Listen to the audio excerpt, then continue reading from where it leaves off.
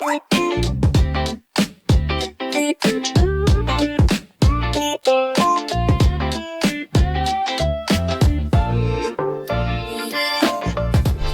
dārgie skatītāji! Autopodcasts Maucam atkal ar jums, epizode numur 36, un mums šoreiz viesos Artūrs Jonaitis, jeb droši vien labāk pazīstams kā Eleven Workshop, vai ne? Jep, tieši tā. Precīzi. Artūrs ar jums, Toms ar jums. Jā, ja kāds nezina, kas ir Artūrs Jonaitis vai Eleven Workshop, no Liepājas, varētu teikt autoservis īpašnieks vai ne, vadītājs. Viss kaut ko. Un nu jau arī satura radītājs, vai ne? Bet vairāk jau man pazīst no vecām labām sērijām, kur Roberts Vidols filmēja tos perkupus un tādā veidā iegājās. Tā tev iepazina cilvēki. Tā tev iepazina. Nu, līdz tam noteikti nonāksim, papļāpāsim, kā tas viss sākās, turpinājās un vēl joprojām iet. Bet mūsu pirmais jautājums vienmēr viesim ir, kāds bija tavs pirmais automobīls? Jūs neticēsiet. Tas bija Opel Zafira A versijā. Tomam arī bija Opel Zafira A. Un vēl pēc tam no Vācijas un ar motoru garantiju vēl bija. Kā līdz tādam nonāci? Tad man tikko bija nolīdz tiesības. Vajadzēja to mašīnu tā kā priekš darba un tā kā pirmā mašīna, un tad tas bija tāds vislabākais variants. Tad es vēl tajās mašīnās baigi nefanoju konkrētu modeli, bet bija vienkārši laba cena, un tur sensim bija pazīstami, un tad tā sagāja. Tas bija mans pirmais tjūnings arī. Ietilpīgs, jā, un viss? Ietilpīgs. Man tajā laikā ļoti patika īstenībā. Jā. Kas tika tjūnēts? Tā bija man pirmā garāža krāsošana, visādi moldingus, diski, tur salonu mainīja uz OPC un tā tālāk. Okay. Jā, interesants stāsts. Nākamais auto, pēc tam kaut kas dinamiskāks jau. Tad kaut kas pilnīgs pretstats bija Eclipse Mitsubishi GSX otrās paudzes.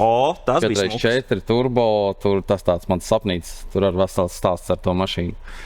Nu, var ātri ieskicēt. Ritīgi ilgi gribēju. Es vēl biju tādā klubā iestājies ar visu to, kad es biju tajā klubā, es braucu uz Zafīru arī uz tiem mītingiem, un tad es meklēju to savu īsto mašīnu. Sanāca, atradu, nopirku ar dzinēju defektu, un tad, kamēr es vēl atradu dzinēju, tur dzinēju arī meklēju pa Liepājas rajonu, zināju, ka vienam kaut kur mētājās, un atradu tādā veidā to dzinēju, nopirku to dzinēju, saliku. Un tā viņa man bija īstenībā ilga 4 gadus, un es viņu pārdevu tālāk uz Vāciju projām, likās toreiz pa baiso naudu, bet tagad, kad pasāc, cik viņas maksā, tad pa kapēkām pārdevu. Bet man ļoti patīk, tā bija viena no manām mīļākajām mašīnām, ko es atceros. Jā. Tāds GDM čalīts bija, jo pēc tam man bija jākau Subaru Impreza un tādā veidā. Okay. Tas labs automobils. Es atceros, ka tas DSM klubs tolaik bija baigi aktuāls un daudz tāds. Pēc tam arī kaut kādas bildes atsūtīt. Okay. Parādīsim noteikti skatītājiem. Jā, obligāti. Labi, par tavām mašīnām noteikti vēl nedaudz vēlāk, bet mēs tradicionāli iesākam ar autoindustrijas jaunumiem. Un šoreiz varbūt tāds salīdzinoši praktisks jaunums gribētos teikt. Tomam ar šis auto ļoti patīk. Jā. Jaunā Dacia Striker. Un mēs varam uzlikt uz ekrānu, lai parādītu, kāda viņa izskatās. Jo jāatzīmē, ka priekš Dacias tas automobils izskatās pat diezgan cienījami un labi. Es teiktu, ka ne tikai priekš Dacijas. Okay. Tā, ka tā ir Dacia, es gribēju teikt, ka izskatās diezgan interesanti, dinamiski. Viņš joprojām vēl tāds lētas diezgan skaitā. Jā, īstenībā relatīvi. Izstās dārgi, vai ne? Jā. Izstās dārgāk nekā varētu likties. Bāzes cena viņai esot 25,000 eiro. Kas, priekš mūsdienu jaunām automašīnām ir diezgan labs cipars. Tu nepateiksi, ka viņi maksā 25. Noteikti, ka šī konkrētā ar šiem lielajiem diskiem. Jā, viņi būs dārgi, bet jebkurā gadījumā. Viņi maksās droši vien 30. Bet, Tom, ko tu vari pateikt, ko tu esi palasījis, izpētījis par šo mašīnu? Super, man liekas, ka pirmkārt viņi vispār neizstās pēc Dacijas, kas jau ir liels bonus, jo daudziem ir iesakņojies tas mīts, ka Dacia joprojām ir slikta un nekvalitīva un tā, bet es domāju, ka tas ir bišķiņ pieredzes trūkums. Ja izbraukt ar kādu no jaunajām Dacijām, tad saprast, ka jā, protams, ka viņi joprojām ir budžets un tā, bet viņa vairs nav tā Dacia, kas bija pirms 15 gadiem. Un šis ir ļoti labs piemērs, cik ātri viens zīmols principā var progresēt. Jo, ja tu salīdzinātu, kāds bija vecās Dacijas ar šito, tad tas ir kā diena pret nakti. Es neesmu viņu redzējis dzīvē, bet es domāju, ka šis ir ļoti daudzsološs modelis. Man liekas, viņš tāds super budžeta A6 Allroads, jo viņš ir ar tām plasmas visām tām maliņām, kā Allroadiem, piemēram, ir. Viņu ar Octaviju salīdzina, bet man ir prieks, ka Dacia ir tikusi tik tālu, ka kaut kādu tādu produktu var uztaisīt, nevis tikai aprobežoties ar Dusteru un Sandero. Nu jā, C segments viņš skaitās it kā universāls, it kā crossovers. Gribētos teikt, jā, ka tas ir tā kā allroad tipa uz to pusi, bet noteikti, kā jau mūsdienās pasakot vārdu crossovers, viņš labāk tirgosies. Nu, tad noteikti visos preses materiālos viņš tā tiek arī uzskatīts. Par dzinējiem ātri. Viņam ir 1,2 litru 3 cilindru turbo pieejams, gan bez hibrīda, gan ar hibrīdu un kaut kā tur elektromotoru. Gan jau, ka gāzi varbūt arī varētu. Gāzi, man liekas, var dabūt. Un tad ir arī klasiskāks 1,8 litru 4 cilindru atmosfērisks, man tā šķiet, jā, ar kaut kādu varbūt elektrību. Kas ir ļoti labs, jo hibrīds. Clio bija.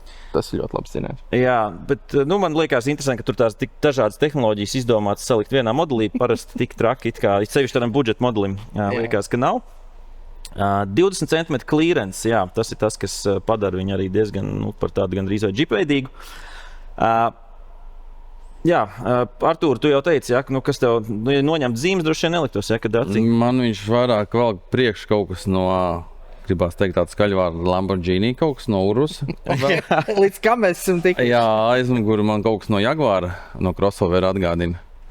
Viņš man neliekās pēc Allroad, viņš kaut kas lielāks liekas, kad ir tie vieni Škoda modeļi, tie džipveidīgie. Kodiaks ir pēc Kodiaka vēl.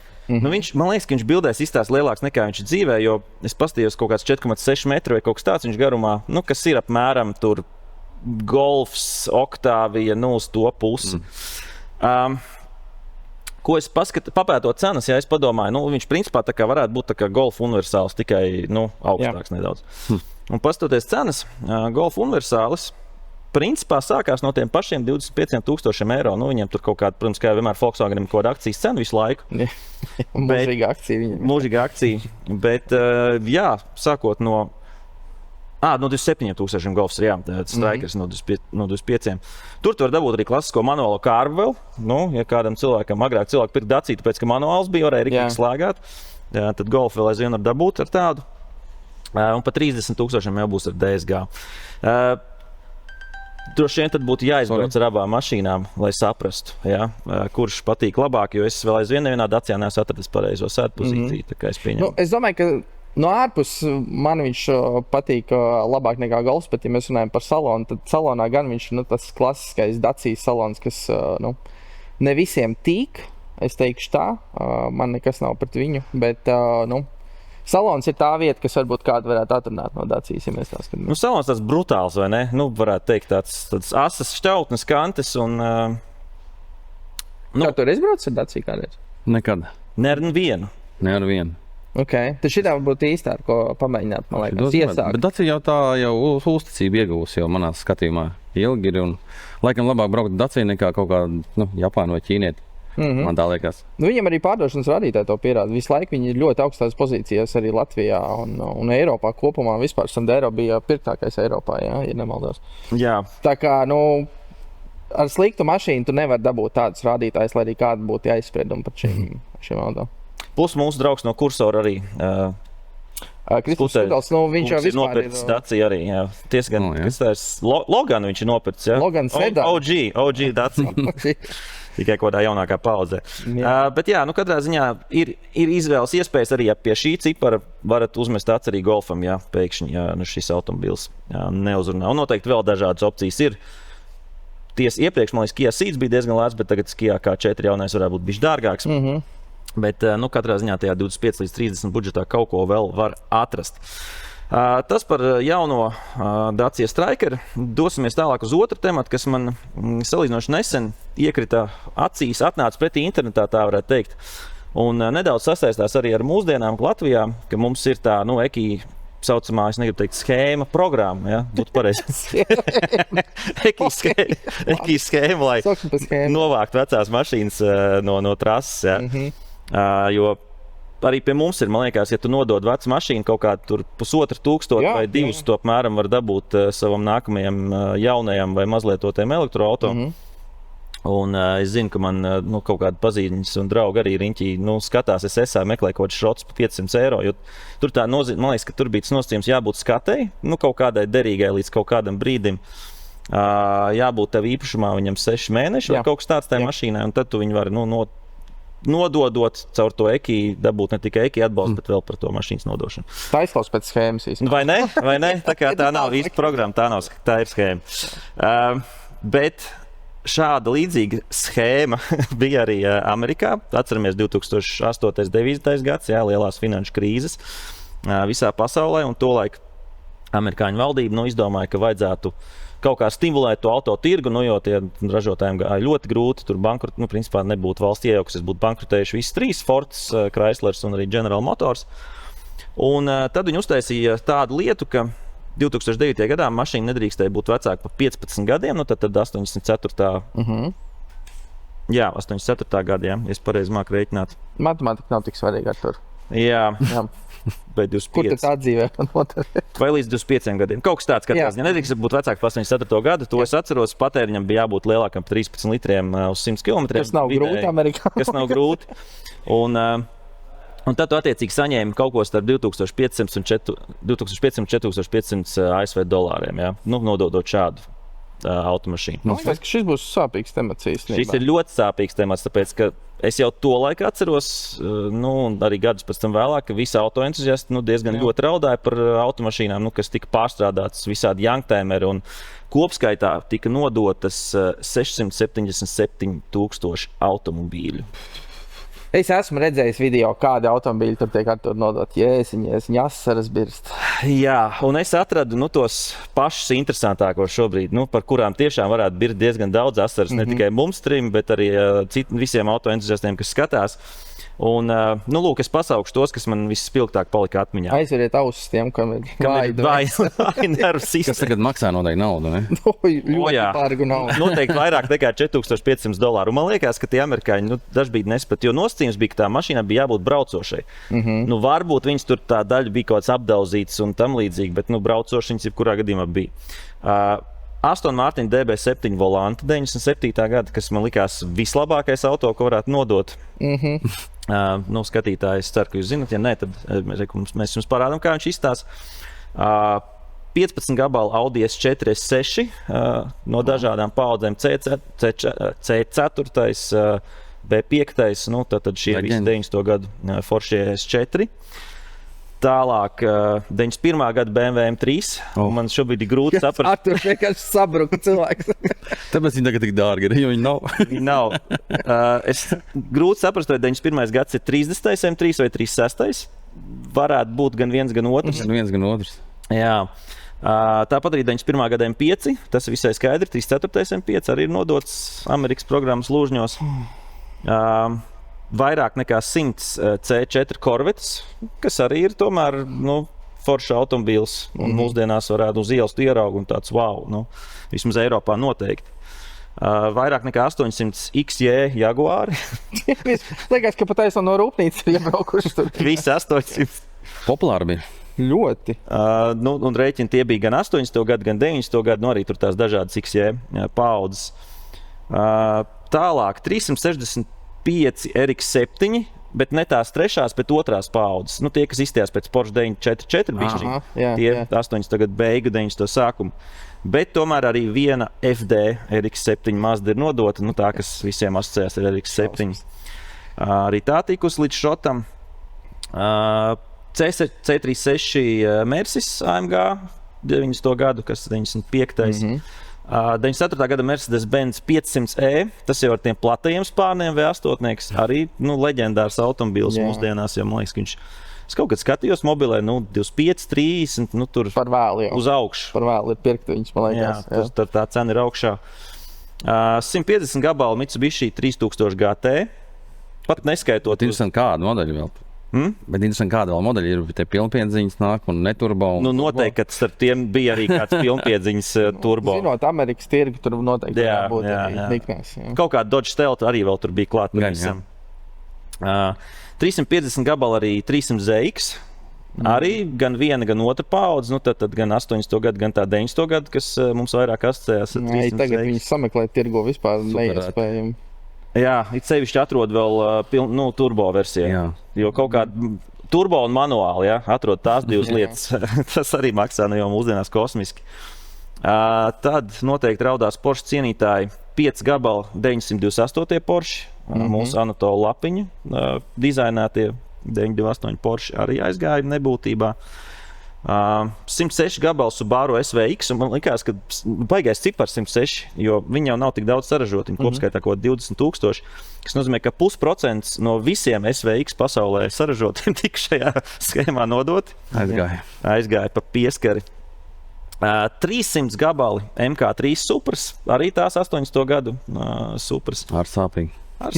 Super sāpīgi. Un viena arī 4. paudzes MK4 leģendārā. Viņam laikam ļoti nepatīk viņa.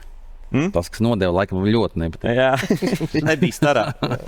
Tā kā, es teiktu, ka 3 super rats mašīnas MK4 Supra, FD paudzes RX7 un arī tas Aston Martins.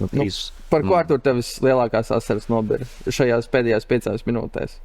Laikam par Supru noteikti tā būtu laikam pirmā vietā un pa BMW. Abiem diviem, vai ne? Abiem diviem, jā. M3. Un ja vēl tas ir E3, M3, tad vispār. Bet arī interesanti, ko tad viņi nopirka? Labi, viņi nodod šito super auto par saviem 2 vai 4 tūkstošiem. Ko viņš nopērk? Voyager? Tā bija liela nauda. Nē, droši vien, kā skatoties inflāciju, gan jau ka Amerikā tolaik pa 20 līdz 30 tūkstošiem. Es domāju, ka toreiz pat pa 30 varēja, kad Mustang ieķert vai tam līdzīgi, vai pat lētāk. Tā kā, ja tev kaut kādu piečuku vēl iedod nost, es domāju, ka tas bija liels cipars. Bet tad no otras puses, šīs ir kaut kādas, es teiktu, kopskaitā saskaitot, kādas 1000 līdz 1500 mašīnas, pa kurām, tā kā ir žēl, ka viņas tika nodotas. Bet toties par tiem 46,000 Ford Exploreriem un Mercury Mountaineeriem man vispār nav žēl. Mums asaras nebirst neviena. Jā, labi. Tie bija visvairāk nodotie automobīļi. Otrajā vietā bija mūsu mīļie Chrysler, Dodge un Plymouth Voyageri, karavāni, Grand karavāni, Town & Country. Jā, tos var nodot. Tie joprojām ir daudz. Mierīgi, tur pilns SS viņiem ir, jā. Uz ielām jau viņi kļūst gan mazāk. Mazāk, ir īpaši pirmā paudža vispār jau vairs nav redzami. Jā, pirmā tā kā Antēna Točs, kas pēdējo reizi, kad būtu redzējis. Es braucot uz šejienu kaut kādas 3 BMW X, es redzēju. Laiki ir mainījušies. Un trešajā vietā mums Jeep Grand Cherokees, tas, kas 90. gadu ar tas arī kantēnais. Viņi tāpat būtu sarūsējuši, tā kā droši, ka viņas izglāb vēl. Jā, ja viņš šajā pusē okeānam pie mums nodot, tam būtu bijis žēl, jo viņi offroadā diezgan forši esot labi, bet, ja Amerikā neviens tāpat viņš vairs nekad mūžā vairs neimportēs no turienes uz šejien. Labi, tur kaut ko priecīgāku lūdzu. Mēs tur tādu skumi nodragājam, ka...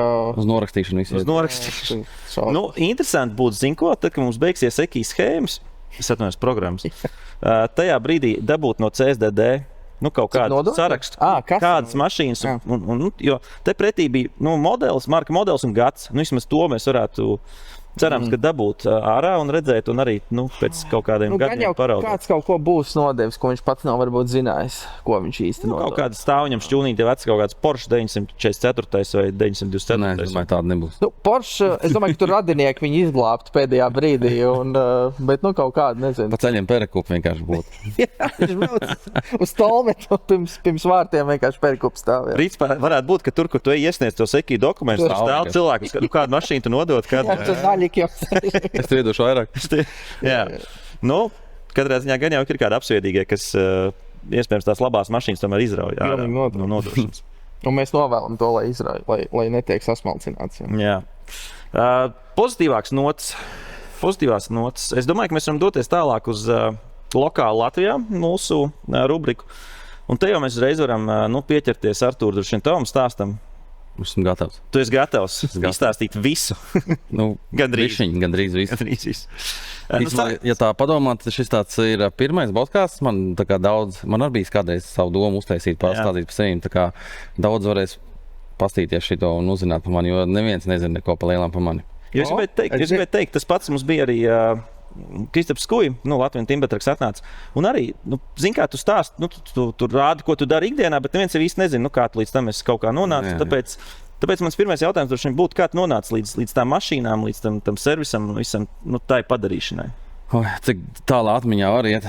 Droši, es tev pasteidzāšu, ja vajadzēs. Es tā no bērnības viedokļa jau sākot, man ļoti patīk mašīnas, kādreiz sapņoju, kad man būs savu šitā rūpnīca, kas ražos mašīnas.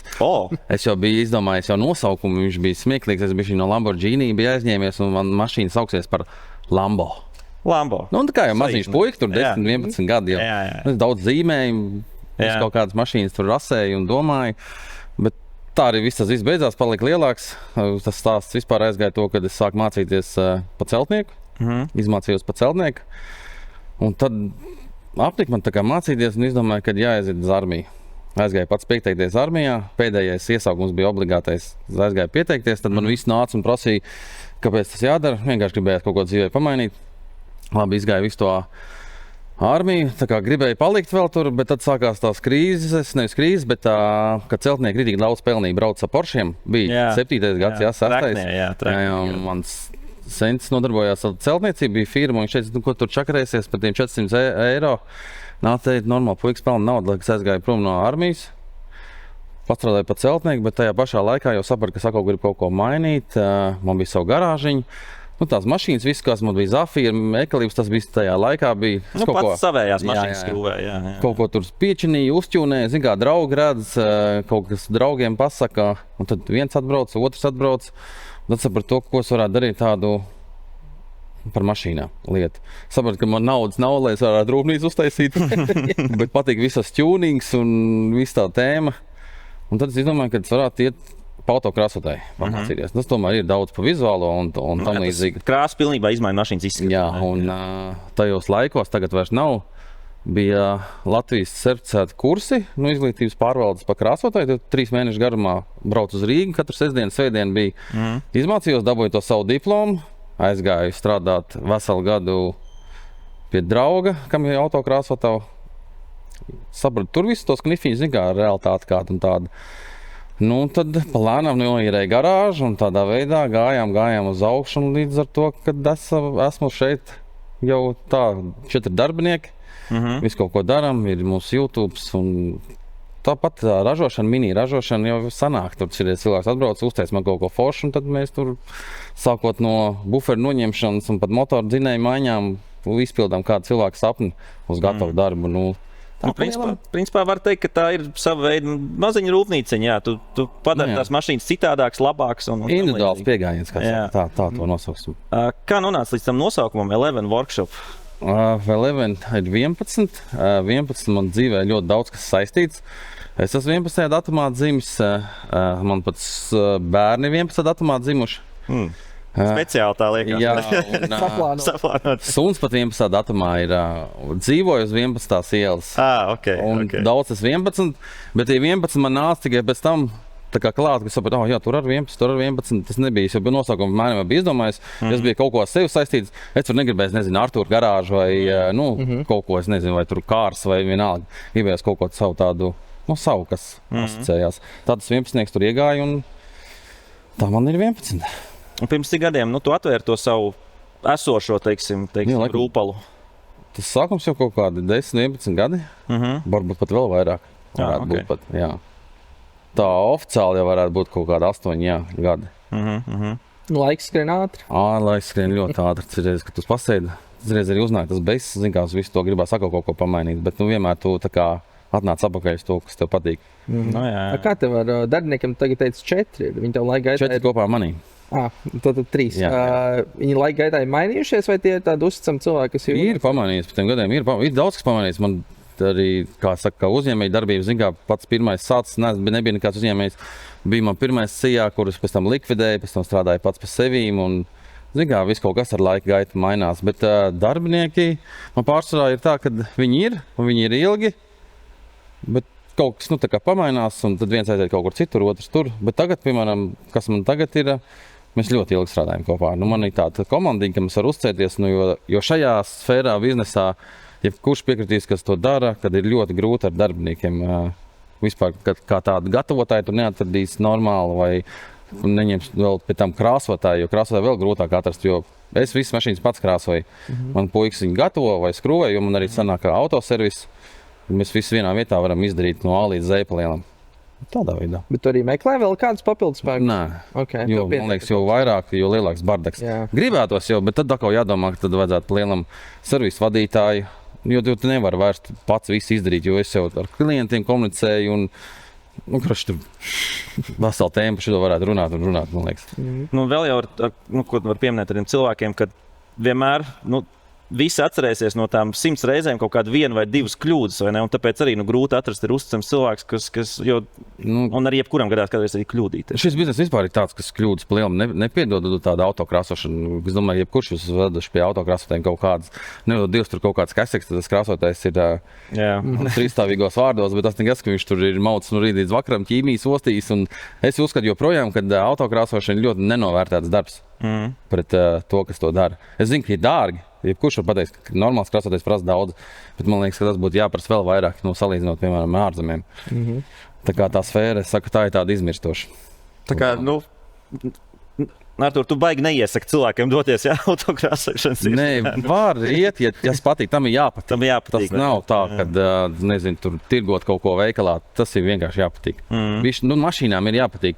Tā ir tāda sajūta, ka tu vari no kaut kā uztaisīt kaut ko skaistu, atnāk klients, pieņem viņam ritīgs prieks, un tas tāds labs tāds gandarījums.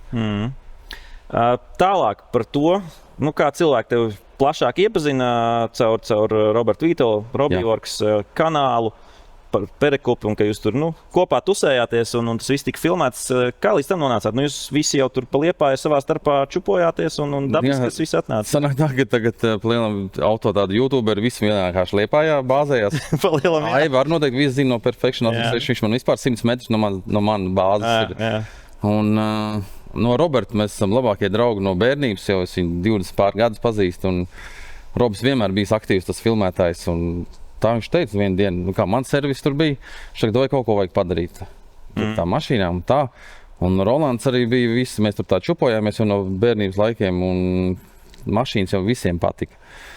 Un tādā ideja radās, tad Aivs bija pārvācies no ārzemēm, tad Aivs es iesaistīju tajā visā barā.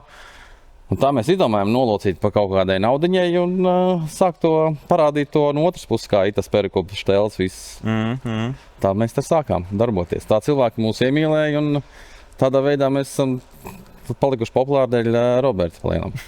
Katrs ir aizgājis un uztaisījis, teiksim, savu. Es biju pēdējais, es ilgi domāju, man to YouTube vai nē. Bet es sapratu to, ka tas YouTube ir nevis tā pelnošs darbs, bet tā ir ļoti laba reklāma. Kā seja. Bet kāpēc tu ilgi domāji? Tāpēc, ka daudz, tas aizņem ļoti daudz laika. Jūs jau noteikti zina, ka tas aizņem ļoti daudz laika. Un, lai kaut ko cilvēkiem interesanti parādīt, tas ir pirmkārt vēl nav daudz jāiztērē. Tas nav tā, ka man kāds sponsorē to visu, tas tīri no sevīm. Bet nāk, tas atmaksājās un viss ir rīgi forši. Nenožēlēju katrā ziņā. Citreiz uznāk tāds besis, kad tu gribi iespringt kaut kādiem termiņiem, un tad palaist epizodes, un tagad kā ar vertikāls arī manīm tur darbojās. Tas man tā kā piespiež nepadoties, jo citreiz nav sērijām kaut kāda sponsora. Labi, nākšanai ielikšu. Bet tas tā tev disciplinē, un tas ļoti daudz, tas ir mans otrais darbs, tas man ļoti daudz laika aizņem. Jo es pats visu filmēju, visu montēju, visu domāju, runāju, un tas viss notiek vakaros mājās un tam līdzīgi. Ja to dara pilnīgi viens pats, tas ir principā tiešām otrs darbs. Pilnīgi mierīgi. Rītīgs darbs. Es paskatījos, ka tu sāki to pirms gada, plus mīnus apmēram. Diezgan daudz arī tev, pa lielam gandrīz vai tiešām katru nedēļu, katru otro tev arī tās epizodes ir bijušas. Followeri, jeb sekotāju skaits arī, man liekas, kur jau pie 10,000. Pāri jau desmitnieki. Apsveicam ar jubileju. Paldies. Ir. Kā tās idejas rodās? Kaut ko, protams, tu parādi no tā, ko tu dari servisā, bet pieņemsim, M3, tas bija tavs sapnis nopirkt viņu, vai tas bija priekš satura? Nē, tas bija tā kā baigi sagāja visu kopā. Man bija iepriekš Mercedes 2 gadus nobrauc. Sieva brauc pa lielam. Es braucu visu to, kas kā pagadās par rokai. Un sanās tā, kad gribēja klients viens nopirkt, pārdevu. Domāju, ko varētu nopirkt. Vienmēr es gribēju to M3 F80, es jau 5 gadus jau skatos, bet nevaru nekādīgi atļauties. Es to pilnīgi saprotu, man ir līdzīgi ar šo mašīnu. Jā, un es zināju, ka noteikti es nopirkšu kaut kādu viegli uzsistu, vienalga kādu, vai amerikānu vai eiropieti. Eiropieti praktiski vispār nav reāli atrast. Pārsvarā ir amerikāņi, bet tur arī nāca visādi dievu dāvanas, tur nošķilt tā, ka man pat kā meistaram liekas, nereāli. Nav vērts. Stāsts ir tāds, kad es jau biju tik tuvu nopirkt kaut kādu vienkāršu mašīnu, to M3 neatradu. Biju jau sarunājis, gandrīz rokas naudu iemaksājis par Mercedes S63C klasi. Bija bišķiņ uzsists. C63, jā? C63, tas ir tie 14, tie 15. Jau tāds kā tev bija pirms tam, jā? Jā, tikai sedanā. Rītīgi, tur nebija it kā daudz. tas demiņš, es domāju, labi būs labs kontents. Tas ar tāds, zin kā, kaut kas tā kā M3, tā skaņa Mercedesam, tie visi mīl to skaņu. Jā. Un tad pēkšņi hop šitas ielec iekšā. Vienu dienu pirms es braucu pie Mercedes. Es ātri zvanīju augšā, Leitim, viņš bija tikko ievedis viņu. Es saku, es varu aizskaitīt tev kaut kādu roceni. Ko darām? Viņš saka, nevajag man nekādu roceni, vienkārši atbrauc, tev pieturēšu. Viņš domāja, nereāli. Ja tā bija kaut kāda trešdiena, mēs sarunājām uz sestdienu. Un viņam bija pietiekoši laba cena. Jā. Man daudz prasa, cik es nopirku, un es nevienam nesaku, tāpēc, kad vienreiz dzīvē man tas ritīgi atmaksājies pret mani. Ja cilvēki uzzina, cik es nopērku mašīnu, pēc tam viņi tirgoja, un tad, kāpēc tu tik dārgi tirgo? Tieši tā, tev nosacīt paveicās, jā, varbūt višķiņ, jo tu uzreiz... Lielām es viņu nopirku, kā jau sista amerikāņi maksā. Jā. Un aizbrauc, pirmā reizē ar mehāniķi, nebija tālu jābrauc, kaut kāds 100 km no manīm, pa lielam paveicās. Jo baidījos par to, kas būs ar to dzinēju, jo viņam bija, kā jau F80, viņam eļļas radiators apakšā zem bamperu uzreiz. Viss tur bija vaļā, eļļas tur bija gāja pa gaisu, man tas dzinējs satrauc. Un līdz ar to aizbraucam ar mehu, atļāva viņš mums eļļas filtru apstīties, atļāva mums arī piešķilt uz pāris sekundēm, sapratām to, ka tur viss kārtībā. Nekas neklabi, jā. Okay. Skaidrs, ar nebija filtrā, cik varējām, tik apstījāmies.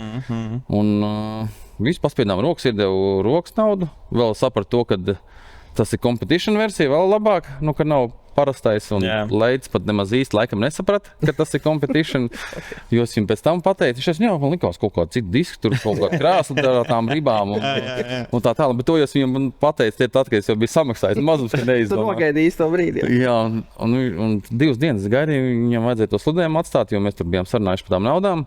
Viņš teica, vienkārši viņi tur gāz pēc tam no kājām nost, jo baigi reti jau, kad kaut kas tāds tik nesasists vispār parādās, jo aerobagi nebija izsisti, izšaut un tam līdzīgi. Tad sākās tas stāsts, kas YouTube man ir. Jau 6 sērijās, bet iet jau uz beigām. Starp citu, es ar viņu atbraucu. Ok, urvīgi. Bet arī šis stāsts tev no filmēšanas viedokļa ir tāds, mīļākais, vai tomēr ir bijuši kaut kādi citi? Nē, šis ir mans mīļākais. Okay. Tas ļoti daudz arī izplūst visā tajās darbībās rāda cilvēkiem, jo tā vai tā es viņu kaut kad pārdošu. Ir jau bijuši piedāvājumi, bet vēl tā kā atsakos.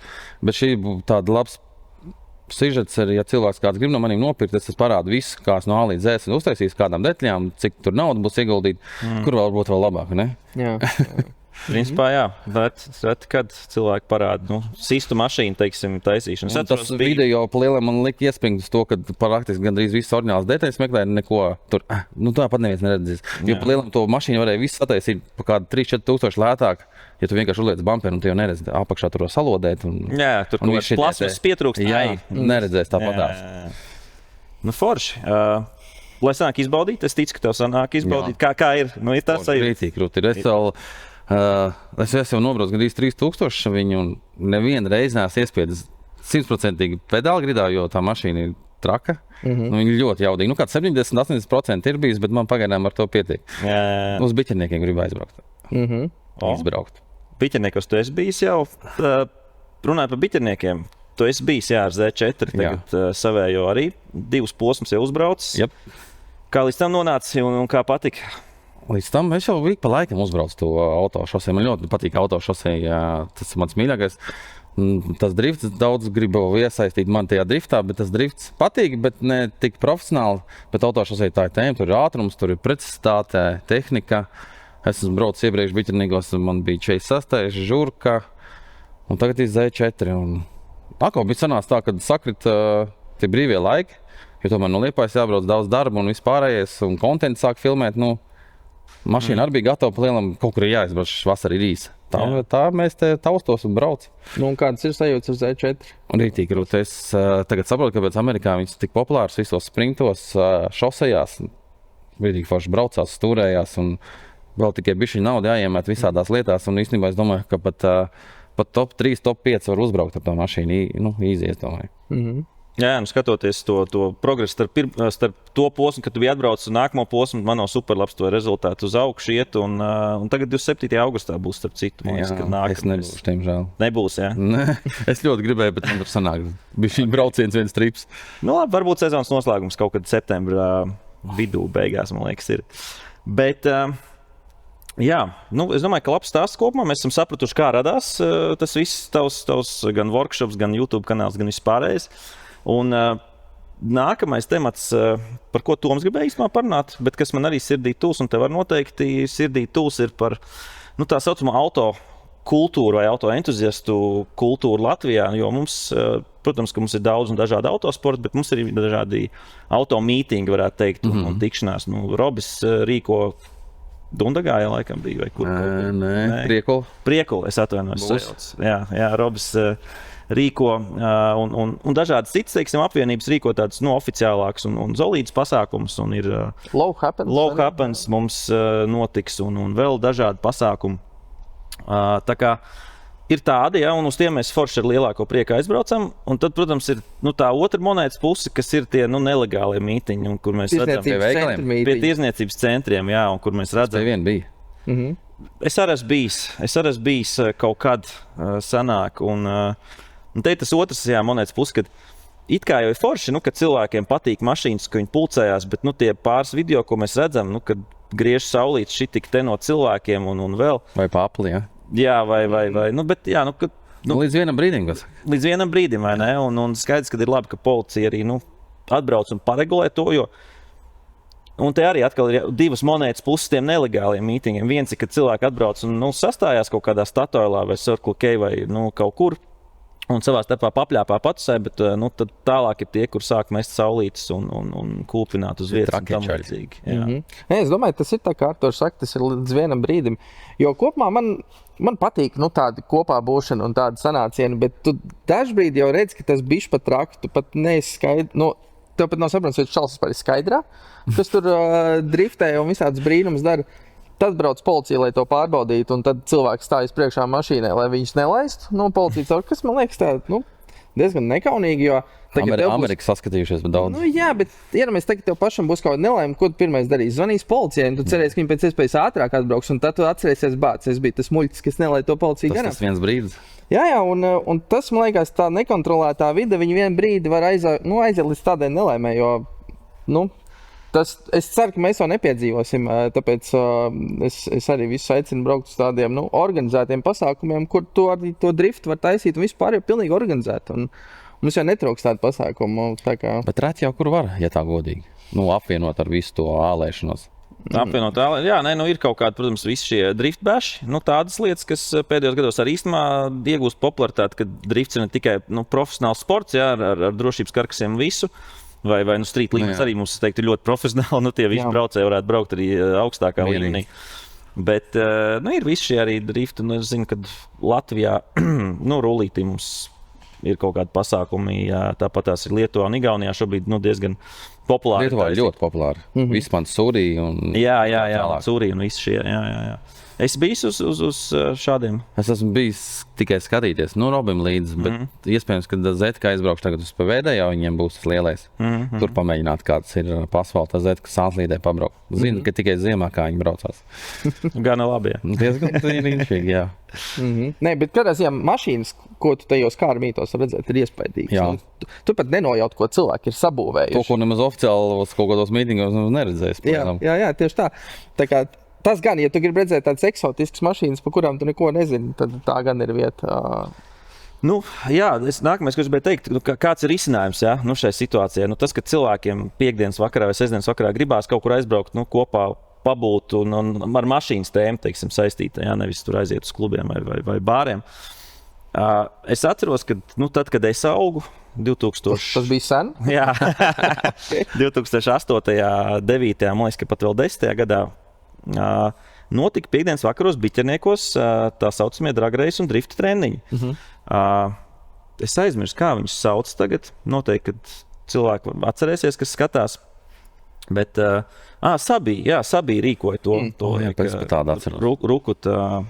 Rukuta kungs, jauns kungs to laiku.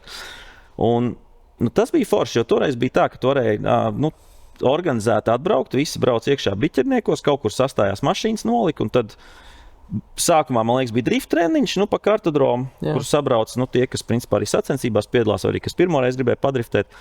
Un pēc tam, kad palika tumšāks, tad uz taisnīcas tika rīkots dragreis. Es pats pat tur esmu braucis savu pirmo mašīnu ar žūru, kur iet arī sesto. Tie bija tādi forši piekdienas vakara pavadīšanas laiki. Man liekas, ka ne katru piekdienu, protams, tas notika, jo savāk tik daudz cilvēks katru piekdienu tur arī nevarēja. Bet reiz mēnesī kaut kas tāds bija. Un kāpēc es pacēlu šo? Jo šādas lietas vairs nenotiek. Biķernieki, protams, arī ir kļuvuši daudz noslogotāki. Tur gandrīz katru weekendu kaut kas ir. Tas nozīmē, ka dabūt to trasu uz to piekdienas vakaru īstenībā arī nav tik viegli.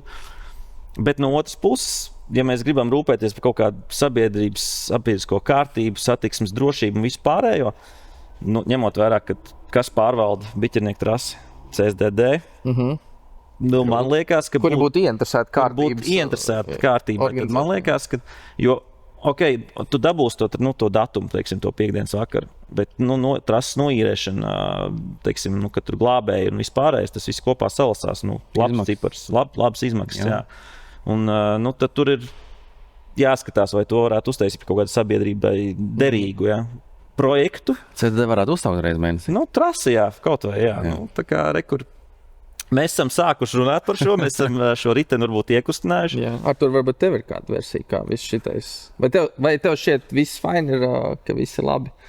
Es teikšu tagad kad ir interesanti, bet tajā pašā laikā viņš iziet ārpus rāmjiem, tas viss pasākums, īpaši tagad pēdējie visi tie mītingi pie lielveikaliem Rīgā. Es pats biju uz vienu reizi, bija inčīgi, arī es pie tā slavenā apļa tur patusēju kameru un man arī likās, tur bērni stāv un viss pārējais, un līdz vienam brīdim, kā saka, bet viss pagaidām visiem baigi sagājis.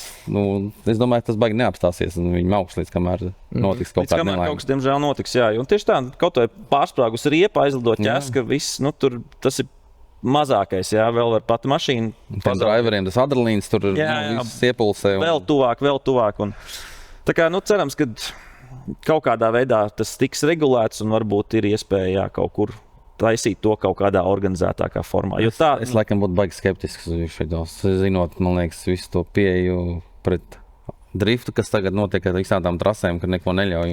Mēs redzam arī, kā slapjie raganai tur iet, arī ļoti bēdīgi. Tā kā mēs gribētu, lai tā būtu, bet tā droši vien, ka nebūs. Ja jums skatītāji ir kāds risinājums, mēs ļoti priecāsimies, ja jūs komentārā ierakstīsiet. Varbūt jums ir tiešām kāda ģeniāla ideja, kā kaut kādā veidā to legālo un nelegālo un to visu kaut kā saorganizēt kopā. Jo kārmītes mēs gribam. Kārmītes mēs gribam, kārmīte ir forši. Mēģinām kaut ko izdomāt kopīgiem spēkiem, sarunāts. Super. Sabiedrības labā būsim kaut ko ar to izdarījuši. Mēs esam ļoti... Mēs gan katru epizodu. Mēs katru epizodu cenšamies gan consumer advice iedot, gan būt sabiedrībai derīgi. Tā kā nav tik traki. Tālāk, esot sabiedrībai derīgiem, mēs dodamies tālāk uz nākamo rubriku, kas mums ir tirgus izaicinājums. Un tur mums vienmēr skatītāji komentāros atsūta, kādu mašīnu viņi meklē, kaut kādu budžetu, kaut kādu aprakstiņu. Un ko es gribēju teikt, ka šoreiz mums ļoti garš tiešām teksts, bet man patīk nocitēt, kā cilvēks ir uzrakstījis. Tas ir principā kā pamatskolas sacerējums. Tas mini sacerējums. Un skatītāji turpiniet lūdzu sūtīt, jo kaut kādu brīdi mums nav bijuši diezgan labi izaicinājumi. Mums vien brīdi baigi saskrēja. Mums forši saskrēja, mēs ar viņiem tūlīt būsim visiem tikuši cauri. Ir laiks jauniem. Ir laiks jauniem, lūdzu sūtiet. Lūk, šis man patika, jo šis tāds, interesants uzdevums bija. Tātad luksus sedans, V8 benzīna dzinējs, kāds no uzticamiem V8 iekavās. Sākot no 2008. gada un jaunāks, budžets līdz 25,000 eiro. Diezgan foršs budžets, es teiktu, nav nemaz tik maz. Citreiz šādas mašīnas prasa līdz 10. Tad tas ir neiespējami. Automērķis komfortabli ikdienas pārvietošanās Pierīgā un Rīgā, kā arī par retam kāds Grand Tourer brauciens uz tuvākajām valstīm. Svarīgi, lai automobilim būtu pēc iespējas mazāk raksturīgu problēmu, lai tās būtu labi zināmas ar risinājumiem, blablabla, lai ikdienā nebūtu jāsēž servisā. Un kaitus varētu saulēcīgi novērst. Tā kā automobils gadā nobrauks vidēji ap 30,000 km, man ir prieks, ka cilvēkiem nauda lieta V8 30,000 km gadā. Malacis. Visi kārtībā. Malacis. Vēlams eksemplārs tad nobraukam līdz 200,000, lai vēl pāris gadus varētu bez raizēm braukt. Ekstiskā sēdekļa ventilācija, adaptīvais kruīzes, komforta beņķi un citas tikai nāks par labu. Kamēr mēs rādām savas versijas, Tom, tu Artur var padomāt, mums tev kaut kas ienāk galvā? Tagad domāju. Jā, kaut kas uz šo pusi. Šoreiz mums aizgāja uzreiz, Uz vienā virzienā. Vienā virzienā. Uzreiz vienā. Sāksim manu? Sākšu ar tavu, Okay. jā. Zini, kā tā kā es izlasīju šo te cilvēku tā kā jautājumu, es ar sirdi, protams, domāju BMW, Audi un Mercedesu, bet tā, ka tur bija rakstīts bez problēmām 30,000 gadā, vēl kaut kas var ne, tas nedarēt. Tas var būt tikai un vienīgi. Jā, tas var būt tikai Lexus, tas var būt tikai Japāņu automobīls, un šajā gadījumā es mobili atradu, kas viņš pat īstenībā ir Lietuvā, man liekas, Kaunijā, ja nekļūdos. 460 Lexus. LS. Tas ir būtiski. Jā, LS 460 V8 dzinējs. Un šis ir facelift to facelift. Tā kā pēdējais facelift.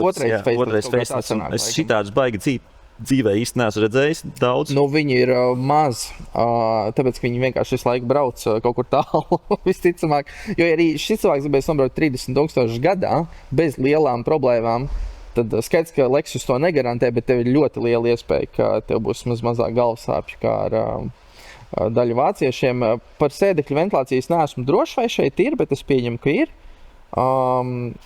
Droši vien jau. Jā, bet viss tas gaišais saloniņš, šitam vēl ir mazs nobraukums, pats 100,000. Jā, 97. Nezinu par šī auto vēsturi neko, kāds viņš iepriekš ir bijis, bet katrā ziņā uz šādu modeli es ieteiktu skatīties, ja tu gribi braukt daudz, negribi ļoti daudz problēmu.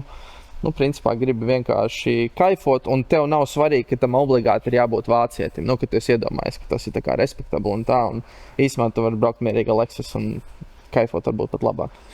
Jā, es šo auto arī biju apskatījis. Viņam pozitīvi, kas aprakstā, ka ir vācu papīri, kas varētu būt, ka viņš ir vācietis, nevis amerikānis, lai gan no otras puses, man ir amerikāņi bijuši, Artūram arī amerikānis, gan jau ir bijis, varbūt vairāki. Nav nevainas tām amerikāņu mašīnām, kas atnāk, ja tu zini, cik viņa bijusi ir sista un kā viņa salikt. Uzticams auto. Jā, man arī liekas. Bet šis ir labs variants. Šis, vai ne? Man arī liekas. Es biju atradis, man bišķiņ šaubas vienkārši bija par to lokāciju, ja? Bet šoreiz mēs varam runāt par modeli kā tādu. Par modeli kā tādu. Konkrētu eksemplāru. Bet... Es varu vienkārši parādīt, tad attiecīgi es biju atradis arī Lexus LS-u tikai pirms facelifta, tā kā oriģinālo šīs paaudzes, arī tas cipars līdzīgi 20,000 eiro, nobraukums 133, un šis ir tad attiecīgi 9. gada. Jā. Es atceros, ka šitais iznāca, man likās vizuāli ļoti skaists automobils. Un man liekas, ka tolaik arī, ja pēdējos gados to LS vairs īsti neviens baigi pat neapsvērt, tad tolaik mums Latvijā diezgan daudz šitie LS bija uz ielām, relatīvi daudz.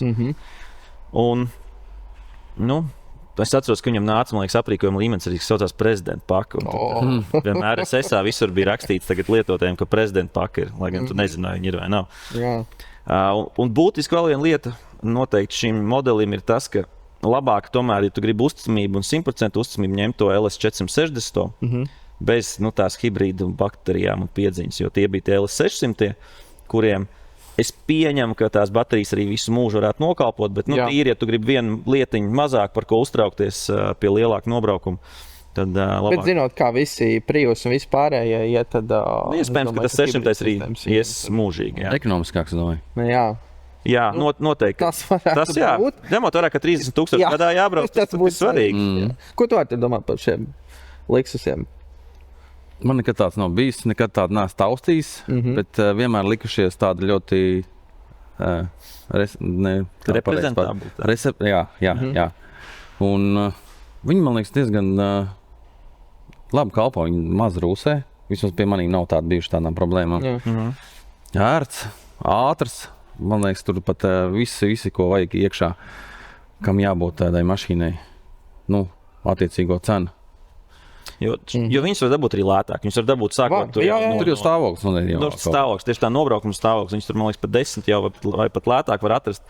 Bet, ja gribās labu eksemplāru, tad līdz 25 noteikti var atrast gan šo, gan facelift, gan otro facelift. Ir tikai jāmeklē. Daudz viņa īstenībā nav. Ja tu gribi tiešām... Mobilē nebija, jā. Es tur saliku pēc parametriem nebija, bet ar tur es atradu vēl kaut ko, es tā pieņemu. Jā, mēs neaprobežosimies tikai. Jā, mēs neaprobežosimies. Es gribēju tā, tad tomēr, lai... Tu tomēr kaut ko arī sirdī esi atradis, ja? Jā, mašīna, kas man vienmēr patikusi. Un tas ir Volkswagen Phaeton. Protams. Šitāds gan daudz taisīs. Tas ir labi vai slikti? Pret rūs. Skaidrs, ka viņi ražoja ilgi. Viņi ražoja no kaut kāda 3. 4. gada līdz pat 16. gadam, un viņam arī ir bijuši vismaz 3, man liekas, facelift. Nu, tā kā cik es palasīju. Viņš līdz auto, man patīk. Šis ir, jā, un pie tam šis ir pats pēdējais, principā, ražošanas gads, 16. Jā. Kas nozīmē, ka te arī tomēr mašīna gadu gaitā ar faceliftiem tās problēmas viņai izķer. Un šis ir tāds pats pēdējais tāds nogatavojies, varētu teikt, auglis. Phaeton Last Editions varbūt šis pat gandrīz ir. Un 4,2 V8 zinājums, viņam, protams, dažādi zinēji nākuši arī W12 un V8 dīzels un V6 dīzels. V8 arī. Bet V8 benzīns, es domāju, ka ir pareizā izvēle sevišķi tādu mazu nobraukumu, 99,000 km. Ja mēs pastamies, elegants automobils. Vienīgi, kas šķitas, ka parastam cilvēkam tas vienkārši liekas liels pasāds. Foršs pasāds vecīts, vāc, nedz un Phaetons. Taureks. Jā, tur tā kā kaimiņš var neatpazīt arī to. Jā, bet ja tev negribās baigi lekt acīs, un tev gribās mašīna, kas ir principā gandrīz vai Bentley līmenī, Continental, jā, Flying Spur. Tā varētu būt. Tad, es atceros, ka toreiz, ka viņš iznāca, ka viņam tās gaisa šahts taisījās vaļā un ciet. Tādas lietiņas viņam bija. Viņš ļoti svaigi izstās viss tur. Aizmugurē neviens nav sēdējis. Es laikam Lexus ņemt. Tomēr Lexus.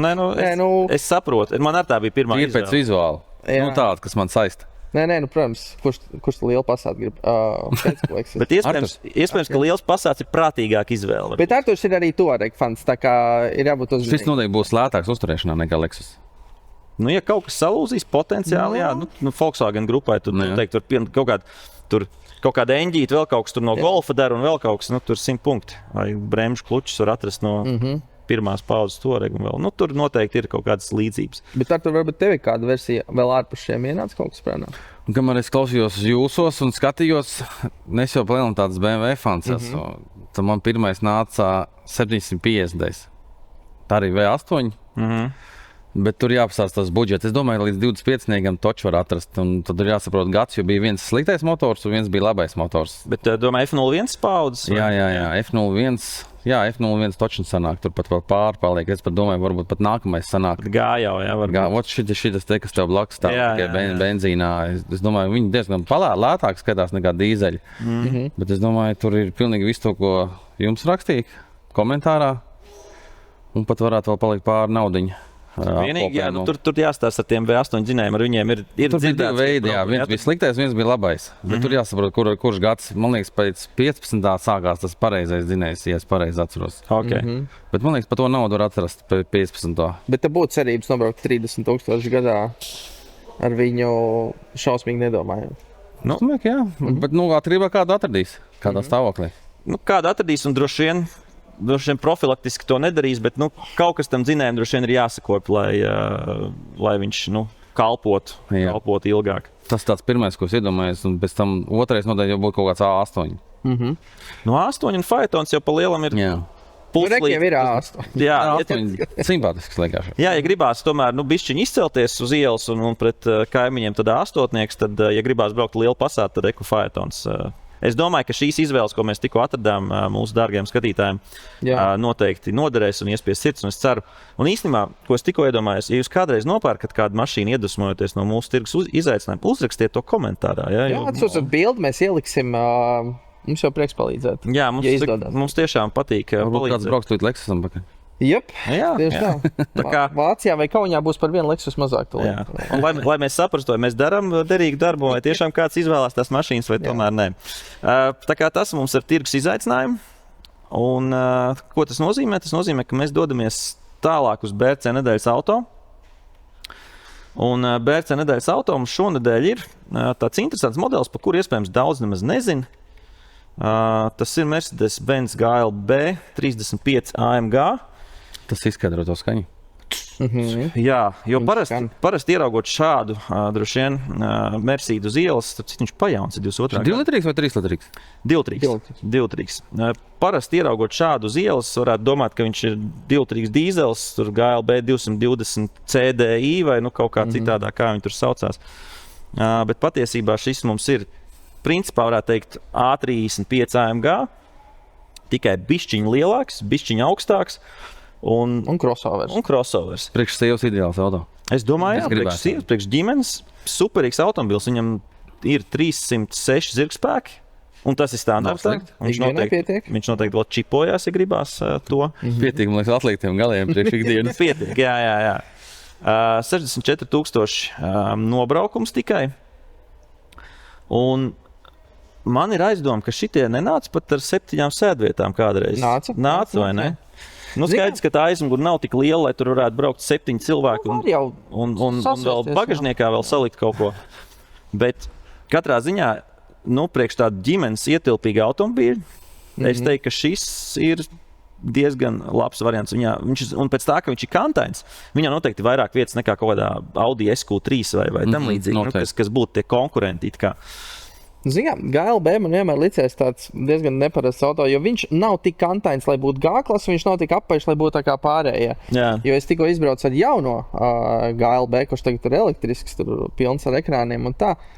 Superīgs auto, bet ja tev negribās tik digitāli un tev nav tik daudz naudas, lai nopirkt jauno, tad ar iekšdedzi šitais, man liekas, ir forši, jo viņš vienmēr man ir asociējis tāds makšķernieku auto, mednieku auto, jo viņš ir tā kā... Jā, viņš ir Mercedes, un negluži AMG versija, bet modelis kā tāds. Viņš bišķiņ tā kā pelākais gulbs, man liekas, ir tajā Mercedes arsenālā, bet patiesībā, ja tu ar viņu izbrauc, viņš ir feins, viņš ir praktisks, viņš ir pietiekami augsts. Ar 7 sēdvietām feins, tā kā viss ļoti labi. Jā, es domāju, ka nosacīt praktiski izvēle, bet tu vēl dabūni to prieciņu. Jā, kad saka nopērt sievai, un tā kā pat pašam gribās izlaist kādu riņķīti ar AMG, tad... Pie Luxifora tu daudz varēs pārsteigt ar šito, jo neviens nezin, ka viņš pātrinās ātri. Tas kādu laiku brauc šādi zinēji. Īsumā ļoti ekonomisks, lai cik būtu dīvaini. Un arī nodoklis ļoti maziņš. Tas ir arī svarīgi, lai katru gadu nav liek jāmaksā pa tukšo. Jā. Kaut kāds 10 vidējais. 9 pat var dabūt. Jā, priekš 306 zirgiem tas ir... Un tik liela salona. Jā. Tā kā es teiktu, kā mums teica vienreiz viens mūsu viesis, vienīgi labumi šai automašīnai. Un es teiktu, ka vizuāli viņš arī tāds, kā būdīgs ar tādiem bišķi pleciņiem un tā. Tā kā es domāju, kā tāds ģimenes auto, ja gribās bišķiņ kādu rozīnīti, pipariņu ikdienai. Panelīts, forši, man patīk tās ventilācijas. Mercedesam vienmēr tie saloni ir konči. Jā, es nezinu, es jauno BMW cienītājs neesmu tīpaši interjerā jau pēdējos daudzus gadus, bet šis interjers man šiem patīk. Mercedes vienmēr pārspējusi. Es te man uzskatu. Jā. Ir kaut kāda atsevišķa modeļa, kur varbūt BMW priekšā, bet kopumā Mercedes salons māk taisīt to, gan īpaši pats stūrīt. Jā.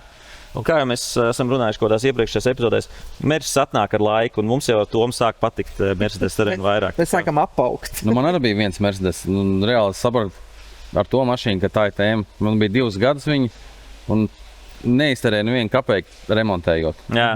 Tikai, es ķēdes nomainīju uzreiz un vispārējo, un vienkārši braucu un kaifoju. Un viņš man bija tas 2.2 dīzels biturbo, 250 zirgi bija formošanā, un šeit 6 litri man vidēji 7 varbūt augstākais. Un vienkārši kaifojām. Sieva pārsvarā brauc, es arī braucu, bet neko slikti vispār nevar pateikt. Nereāli krūta mašīna. Tā, es kā BMW fans varu pateikt to, ka Mercedes ir tēma. Tas ir labs. Tad ir tajā skatītāji, klausītāji, jā? Tad ikdienai. Arī būs vien jāpāriet uz Mercedesiem, tā izskatās. Bet jā, katrā ziņā mašīna, es domāju, forša. Un ja pēkšņi šis eksemplārs ir pārdots jau, tad BRC jums no mobīles atradīs vietā precīzi šādu pašu. Tālāk dodamies uz pasākumu ceļvedi. Ir vasara tur. Ir vasara, ir jāceļo, ir jāapmeklē pasākumu. Mēs jau iepriekš pieminējām Low Happens festivālu, kurš šajā nedēļas nogalē mums jau notiek. Tā kā, ja kāds vēl nav saplānojis weekendu, braucam uz Gulbenes novadu, atpūtas komplekss Lācītes. Noteikti viņš piekdien, sestdien, svētdien, tā kā visas 3 dienas. Lielā diena varētu teikt ir sestdien, tāpēc, ka tad uzstāsies Ozols. Tas jau ir kaut kas. Tas jau ir kaut kas, daudz dažādas aktivitātes. Biļešu cenas, es teiktu, adekvātas priekš tā, cik liels tas pasākums ir. Lētāk nekā Ozola koncerts. Jā, biļešu cena 40, kur ir auto plus šofers un apmeklētājiem 25 eiro, teiksim tā.